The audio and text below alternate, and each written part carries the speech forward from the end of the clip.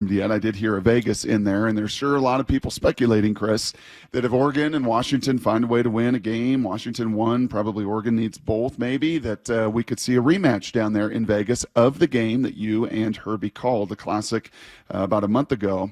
When you left that stadium for that Husky Duck game, when you left it, did you sit there and go, man, the Ducks were the better team. Man, the Huskies were the better team. Man, if these two teams played 10 times, they'd be 5-5. What was the thought process when you left that building to what could possibly be here in a couple weeks? Yeah, well, I mean, first of all, I was just grateful to be in the building. That was a really, really enjoyable experience. I haven't called many games in Husky Stadium. It matched and then exceeded expectations.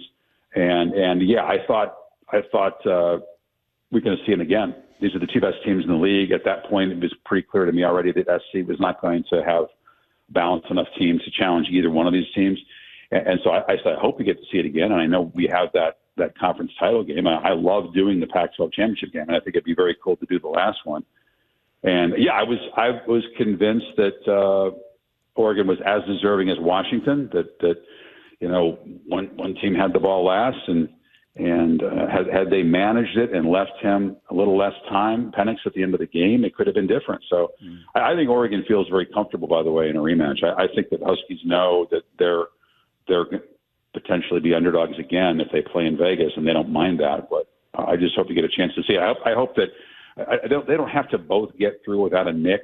I think that if there's still a playoff position on the line, I think that's still the coolest conference champion. I mean, we don't have access to the SEC. Let's be honest. Bama and Georgia is pretty damn good too, but that's not on our menu. So I would love to get to Las Vegas and see those guys again. But first things first.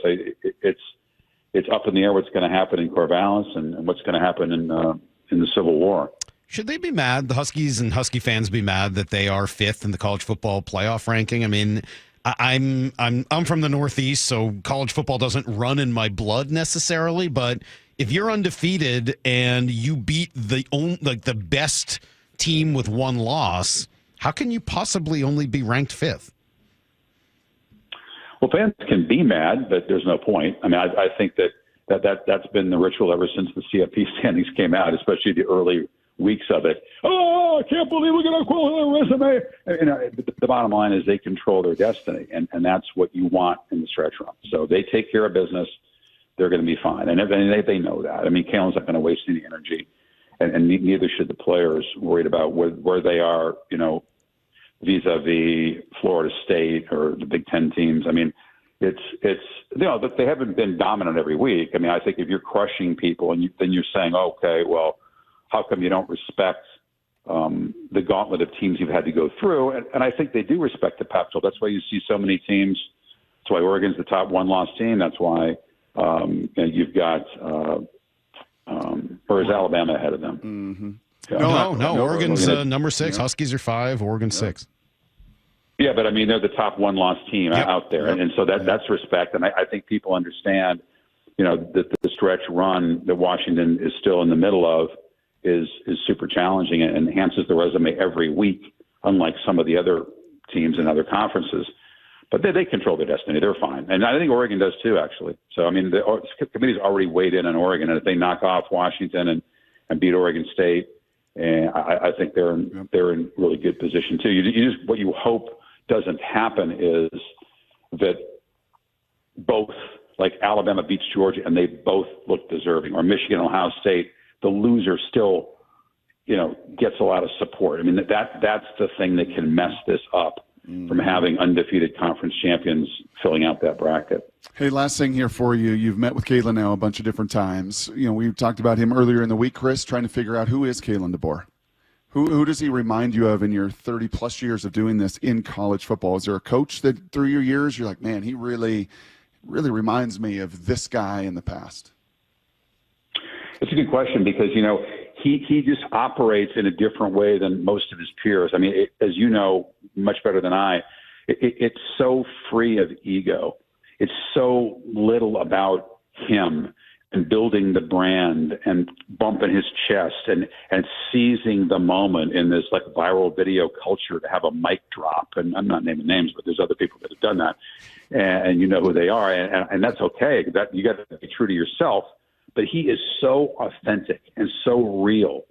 And he comes up, introduces himself at a practice.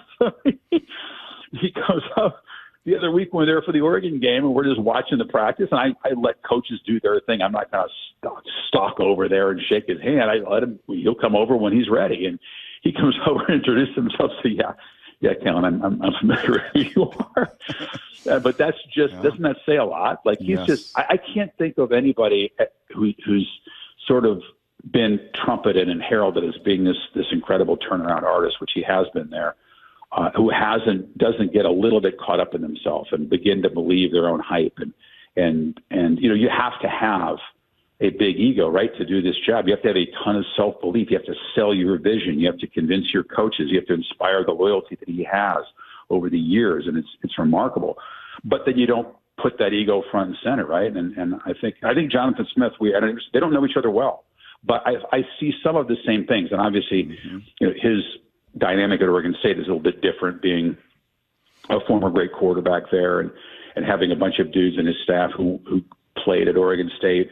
But he started much more slowly what he inherited there, and being rock bottom 1-8 in the conference his first year. But I think that just a no nonsense blue collar. It's about ball. It's about the people. It's not about him. I think they share that. But I've enjoyed spending the time with Kaylin as much as visiting with any coach. And I hope we get a couple more, frankly, because, it's just so refreshing. Well, I'll tell you, all those things you just said about coaches are sometimes said about play-by-play folks as well. And thank you for not being in that category, because this was awesome. What a fantastic interview. Thanks for spending the time with us and allowing me to give you some grief about 1986 here, because this was that's not grief, man. I'm the least reflective person. I don't sit back and think about old times, but when you play that clip, it made me smile. Oh, good.